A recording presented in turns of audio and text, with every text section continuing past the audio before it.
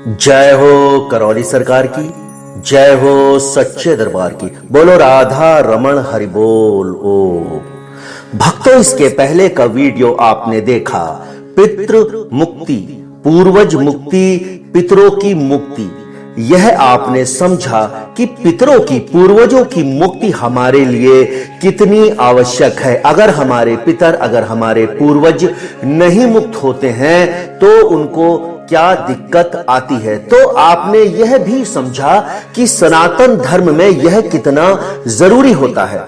यह जो सनातन धर्म है, इसी सनातन धर्म से पूरे विश्व की, प्रकृति की संस्कृति चल रही है। यह तो भारतवर्ष में कई वैज्ञानिकों ने भी मान लिया है। अरे भारतवर्ष के ही नहीं, न जाने कितने विदेश के वैज्ञानिकों ने मान लिया है। यहां की जो संस्कृति है वही कहीं ना कहीं विज्ञान में भी समाहित है। अर्थात कहें तो विज्ञान हमारा पूरा सनातन से ही, यहां की संस्कृति से ही बना है।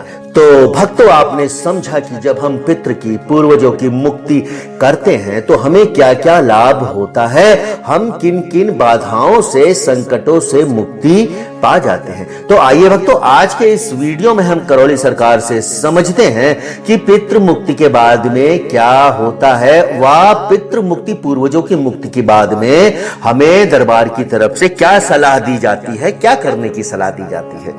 पितृ मुक्ति के बाद एक अतिरिक्त हवन करके घर के असर से, घर के बंधन तथा जहां आप रहते हैं उस घर पर की गई तंत्र बाधा व गणंत से, शरीरों पर प्रेतों के असर की पीड़ा से व पूर्वजों तथा आप पर की गई तंत्र की बाधा से मुक्ति पाई जा सकती है। तो आपने समझा कि जब पितृ मुक्ति होती है, इसके बाद में हमें दरबार की तरफ से अगर हम एक हवन करते हैं तो हमें क्या होता है, जो घर का असर है, जो घर के बंधन है, जहां पर आप रहते हैं, जो तंत्र है, जो भी आपके घर के नीचे गड़ा हुआ, जो भी गंदा असर है, गंदी चीजें हैं, और जो भी शरीर पर प्रेतों का असर है, पीड़ा है, उन सारी चीजों से, तंत्र से, जादू से, सब से मुक्ति पाई जा सकती है।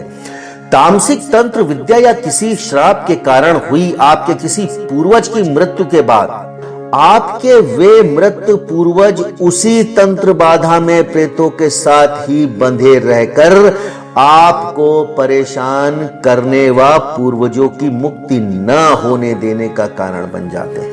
तो आपने समझा, जो तामसिक तंत्र विद्या होती है या फिर कोई अगर आपके ऊपर श्राप है, अगर किसी पूर्वज की मृत्यु हो जाती है तो वह तंत्र बाधा में जो प्रेतों के साथ बंधे रहते हैं, जो आपको परेशान करते हैं, पूर्वजों की मुक्ति ना होने देने का कारण भी वही बनते हैं।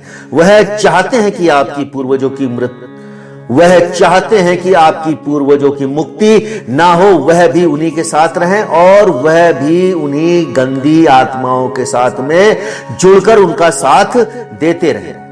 तो इन सब कारणों से भी आपकी मुक्ति हो जाती है। इन्हें भी यंत्र स्थापना के पश्चात ही उस तंत्र को काटकर उन्हें भी प्रेतों के बंधन से मुक्त कराकर दरबार द्वारा मुक्ति कराई जाती है। तो यह भी समझिए, यह जो आपको सारी बाधाएं परेशान करती थीं, तो क्या होता है, दरबार यंत्र स्थापना के पश्चात में वह सारे तंत्र को काटकर उन प्रेतों को भी मुक्त करा देता है जिनको कि गंदे प्रेतों ने मुक्त होने से रोक रखा था। गंदे प्रेतों ने उनको अपने भ्रमजाल में फंसा रखा था कि यार अब हमारा कोई क्या करेगा, तुम हमारे साथ रहो, ना तो संहार होना है ना ही भस्म होना है, मुक्ति जरूरी नहीं है, तुम्हें हमारा साथ जरूरी है, हम सब इनसे मिलकर लड़ेंगे। तो वो जो गंदे प्रेत थे, वो जो गंदी सोच थी, जो अच्छे प्रेतों को, बाधाओं को, पूर्वजों को मुक्त होने से रोकते थे, दरबार क्या करता है, उनको भी मुक्त कर देता है। उनकी भी दरबार की तरफ से मुक्ति कराई जाती है। ऐसे भी तमाम भक्त होते हैं जिनकी सूक्ष्म शादियां प्रेत व पूर्वज, वृक्ष, जीव जंतु, पशु पक्षियों तथा जमीन व मकानों के साथ होकर गठबंधन हो जाता है। अब इसको ऐसे समझिए, तमाम लोग ऐसे होते हैं कि जिनकी शादियां प्रेतों से, वृक्ष से, जीव जंतुओं से, ऐसे कुछ रीति रिवाज प्रथा होती है कि उनका गठबंधन उनके साथ हो जाता है। शादी के समय ही आपका बुरा चाहने वाले किसी व्यक्ति द्वारा किसी तामसिक ओझा या मौलवी की मदद से आसुरी शक्तियों को 7 फेरों के गठबंधन में बांधकर शादी करा दी जाती है। अब आप यह समझिए कि यह भी होता है। जी हां, यह भी होता है और यह बात बिल्कुल सत्य है। जी हां, बिल्कुल ऐसा ही होता है। जब आपकी शादी का समय होता है तो आपके जो बुरा चाहने वाले व्यक्ति होते हैं वह मौलवी या ओझा की मदद से आसुरी शक्तियों को साथ में लेकर जब आप 7 फेरे लेते हैं तो उसी गठबंधन में बांधकर आपकी शादी करा दी जाती है। फिर यह गठबंधन आपकी मृत्यु के बाद ही टूटता है और आपकी अगली पीढ़ी में अपने आप ही प्रवेश कर जाता है।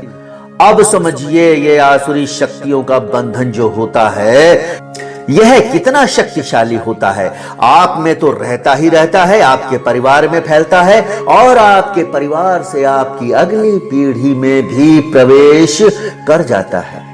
अब चूंकि यह आपके डीएनए का, ऊर्जा पथ का एक हिस्सा बन चुका होता है, इन गठबंधन को काटकर इनसे भी मुक्ति दिलाई जाती है। अन्यथा क्या होगा, अगर यह जो गंदगी थी, यह जो आपके डीएनए में प्रवेश कर गई थी प्रेत बाधा, अब क्या होता है जो आपके साथ में शादी का गठबंधन हुआ था तो इनको काटकर अगर मुक्ति नहीं दिलाई जाएगी तो होगा क्या, ये जो आसुरी शक्तियां होती हैं यह पीड़ित को अपना पति या पत्नी मानकर बैठे होते हैं, जिनके कारण तमाम तनाव, मारपीट, लड़ाई झगड़ा, जेल, कोर्ट कचहरी, तलाक आदि की नौबत आ जाती है।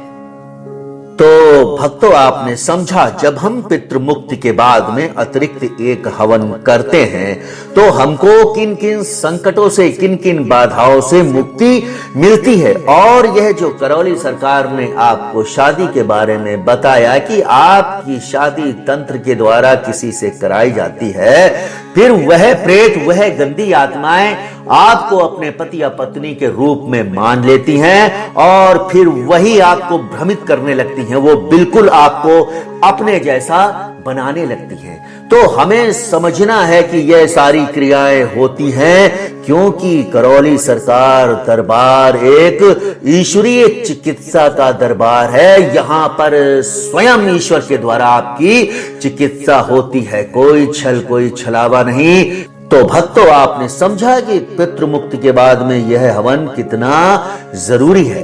तो भक्तों, मैं समझता हूं कि यह पितृ मुक्ति के बाद का वीडियो आपको अच्छा लगा होगा और इसी के आगे की जानकारी मैं आपको अगले वीडियो में दूंगा। तब तक के लिए जय हो करौली सरकार की, जय हो सच्चे दरबार की। बोलो राधा रमण हरि बोल। ओ